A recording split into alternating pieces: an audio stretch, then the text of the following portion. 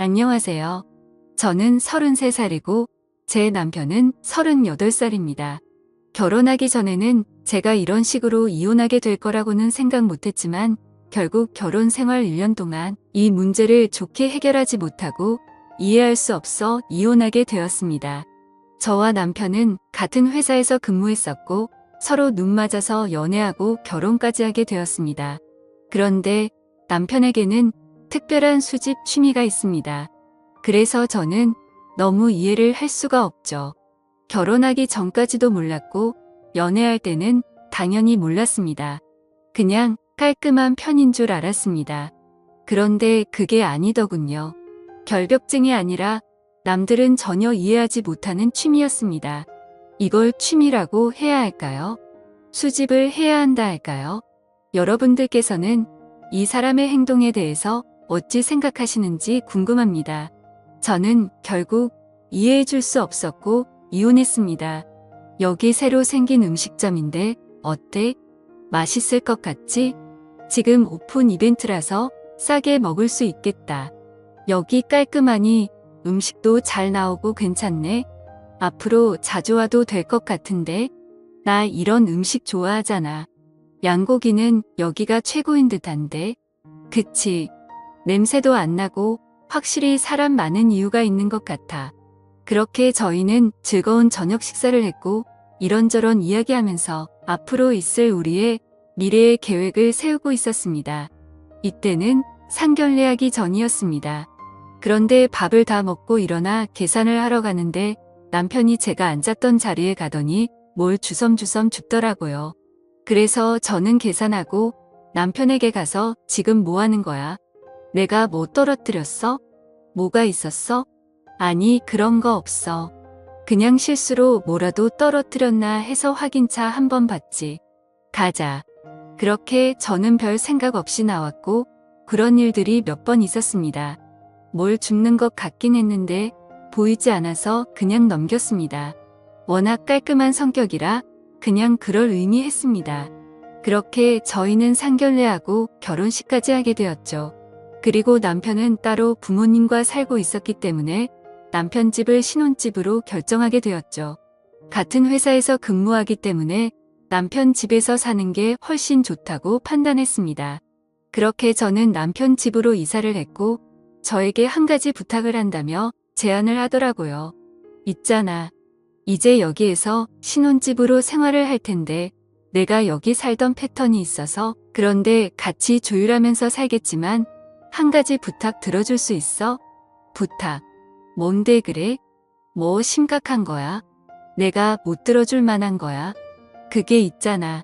저기 작은 방은 안 들어갔으면 좋겠는데 괜찮겠어? 내가 중요하게 생각하는 물건이 있는데 절대 들어가지 않았으면 하는데 청소도 내가 알아서 할게. 뭐라고? 같이 살면서 어떻게 안 들어갈 수 있어? 뭐가 있는데? 그래? 내가 알면 안 되는 것들이야? 우리 이제 부부인데 서로 숨길 게 있으면 안 되잖아. 그래. 그건 알지. 우리가 이제 부부니까 서로 숨기면 안 되지. 근데 내가 아직 정리가 안 돼 있어서 정리할 때까지 좀 기다려주면 안 될까? 그리고 시간 되면 내가 말할게. 알았지? 그래. 알았어.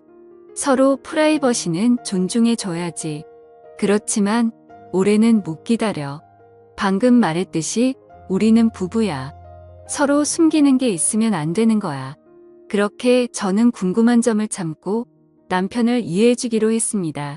혼자 지내면서 살던 집에 제가 들어왔는데 일단 정리가 덜 된 것 같아 기다려주기로 했지만 도대체 뭐길래 이렇게 숨기려 하는지 이해하지 못했습니다. 그리고 항상 새벽 시간에 제가 자는 걸 확인하고 작은 방으로 들어가서 한참 있다가 나옵니다. 제가 모른 척하고 있었지만 새벽마다 작은 방으로 들어가는 걸 알고 있었습니다. 저는 점점 의심이 들었고 이걸 해결하고 싶었습니다. 언제까지 기다려줄 수는 없었습니다. 우리 이야기 좀 할 수 있을까?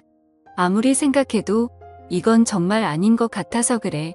저기 작은 방에 도대체 뭐가 있길래 나한테 숨기면서 새벽에 몰래 들어가는 거야.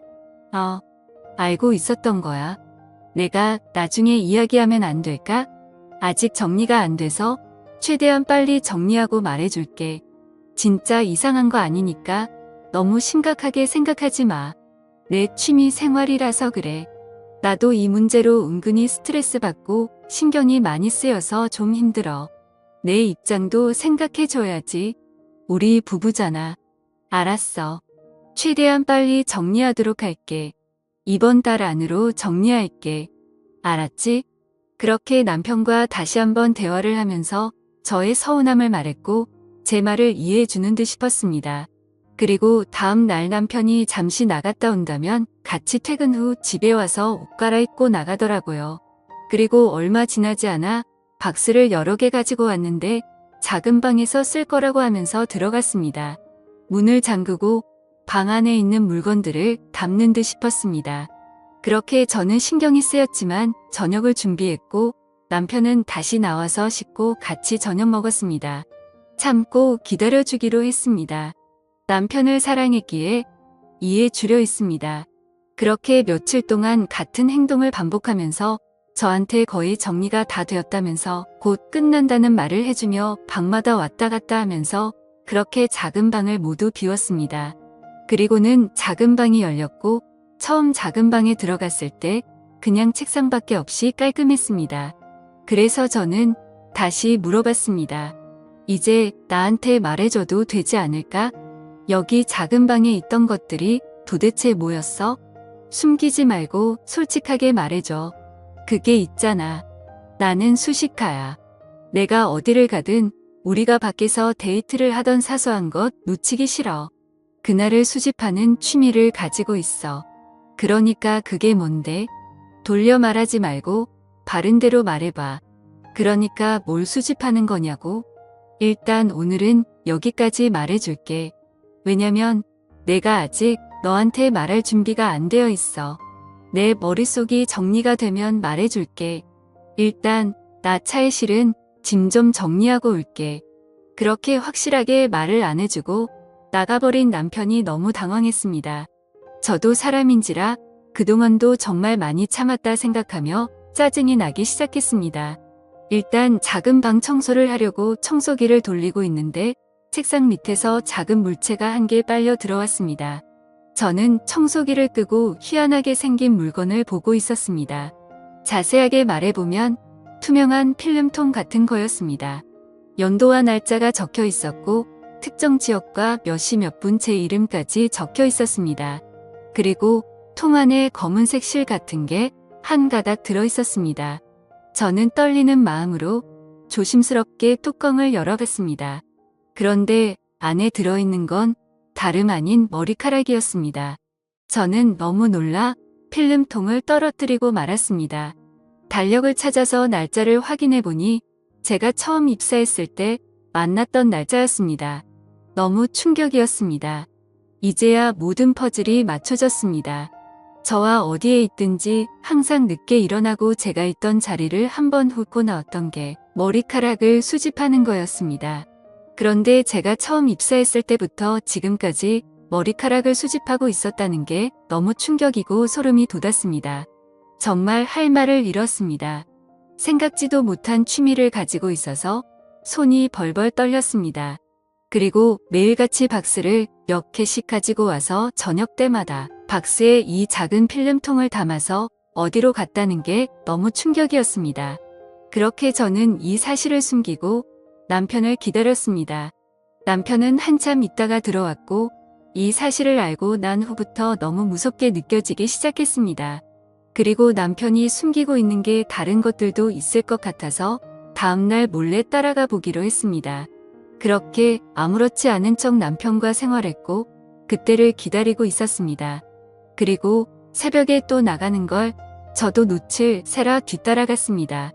그런데 차를 안 타고 걸어서 이동을 하더라고요. 저도 어느 정도 거리를 두고 뒤를 따라가 보니 어느 건물로 들어가는 게 보였고 저도 바짝 쫓아가 보니 엘리베이터가 3층에 멈추더라고요. 그래서 저는 계단으로 몰래 올라갔습니다. 한층 위인 4층에서 남편이 나오기 기다리고 있었고 1시간쯤 남편이 나왔습니다. 그리고 열쇠를 양수함에 넣고 다시 집으로 향하더군요. 저는 남편이 사라진 걸 확인하고 바로 양수함의 열쇠를 꺼내 문을 열고 들어갔습니다. 그리고는 문을 잠그고 불을 켰습니다. 제 눈앞에 펼쳐진 배경은 너무나도 끔찍했습니다. 수천 개를 넘어설 것 같은 필름통 등이 꽉 차 있었습니다. 떨리는 마음으로 하나하나 살펴보니 각 연도와 날짜가 적혀 있고 제 이름이 적혀 있었습니다. 그리고 다른 곳에는 제가 알지 못하는 사람 이름과 날짜와 연도수가 적혀 있었고 필름통 안에는 머리카락이 한 개씩 모두 들어 있었습니다. 너무 충격적인 장면에 할 말을 잃었습니다. 저와 있었을 때마다 모든 걸 담아서 기록을 했다는 게 정말 생각지도 못한 일이어서 너무 충격이었네요. 저와 연애하기 전부터 제가 지나갔을 때 흘렸던 머리카락을 모두 수집하고 있었다는 게 정말 이해하기 힘들었고 그렇게 멍하니 서 있는데 남편에게 전화가 왔습니다. 저는 떨리는 손으로 남편 전화를 받았고 그리고 제가 여기 있다는 말과 함께 한 걸음에 남편 달려와 문을 열었습니다. 여기서 뭐 하는 거야? 내가 나중에 다 설명한다고 했잖아. 왜 이렇게 성격이 급한 거야? 이 상황은 정말 오해할 수밖에 없는 상황이 되어버렸잖아. 내가 이상한 놈이 된 거잖아.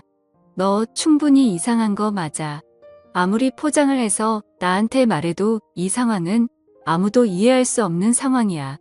나와 연애하기 전부터 내 머리카락을 수집했더라. 지금 이게 무슨 뜻인 거야? 내가 납득할 수 있게끔 설명해봐. 나는 도저히 받아들이기 너무 힘드네. 그냥 정말 단순히 아무 의미 부여 안 하고 한순간 한순간을 기억하기 위한 수집이었을 뿐이야. 봐봐. 다른 필름통에도 측정 날짜와 장소가 다 기입되어 있잖아. 그런데 그걸 왜 하필 머리카락으로 수집을 하는 거냐고. 나는 그걸 이해할 수 없는 거라니까. 그냥 일기를 쓰든지 하면 되지. 왜 이런 쓸데없는 걸 수집하는 건데? 그냥 어렸을 때부터 그랬어. 무언가 기록을 남기고 싶었는데 마침 머리카락이 보였고 그걸 보관했었는데 오늘 날까지 온 거야. 그럼 앞으로도 그럴 거야.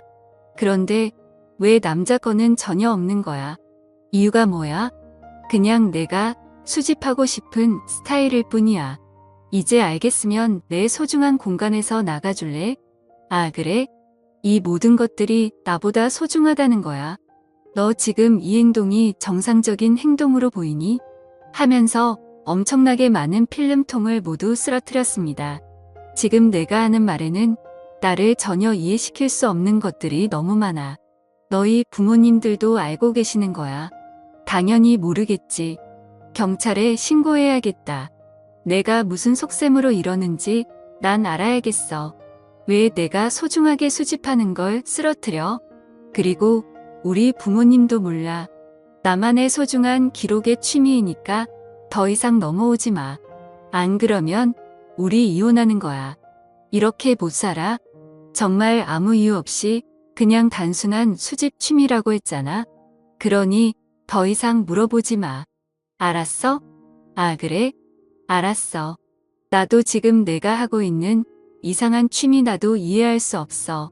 이렇게는 못 살 것 같아. 내 입장도 생각을 해줘야 하는 거 아니야? 이런 문제는 결혼하기 전에 이야기해야지. 왜 결혼하고 나서까지 숨기를 한 거야? 정말 너무 소름 돋는다. 이런 행동 당장 그만둬. 안 그럼 진짜 이혼이야. 알았어? 이래서 내가 말 안 하려 했던 거야. 그리고 나는 평생 이렇게 살아서 절대 그만둘 수 없어. 차라리 이혼하는 게 낫겠다. 그냥 이혼하자. 뭐라고? 진심으로 하는 말이야? 그러니까 너는 여기 있는 필름통에 들어있는 머리카락들이 더 소중하다는 거네. 그래, 알았어. 이혼해. 그리고 너무 열받아 뒤를 돌아서 나오려는데 제가 있던 자리에서 남편은 저의 머리카락이 떨어진 게 있는지 찾고 있었습니다. 너무 충격적으로 대놓고 하는 행동에 피가 떨려 나왔습니다. 그렇게 결국 양가 부모님 이 사실 모두 알게 되었으며 이혼 위자료 모두 남편이 물게 되었고 같이 회사 생활하는 것조차 소름이 돋아 저는 다른 회사로 이직했습니다. 살다 살다 이런 취미를 가지고 있는 사람은 또 처음이네요. 아무리 사랑으로도 이해할 수 없는 행동이었습니다. 여러분들께서는 어떻게 생각하시나요? 남편의 행동이 정상적인 거였을까요? 정신적으로 문제가 있었던 걸까요? 제가 사랑으로 이겨내면서 이해하고 살았어야 했나요? 여러분들이 제 입장이었다면 어떤 결정을 내리셨을까요? 제 사연 읽어주셔서 감사합니다.